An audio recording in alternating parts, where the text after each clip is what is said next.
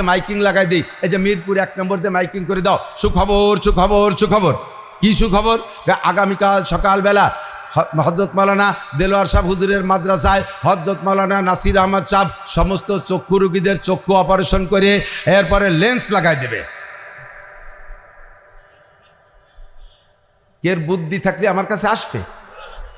যদি কেউ মোহাব্বত করে আসো, তার চোখে আমার হাত দেওয়া ঠিক হবে?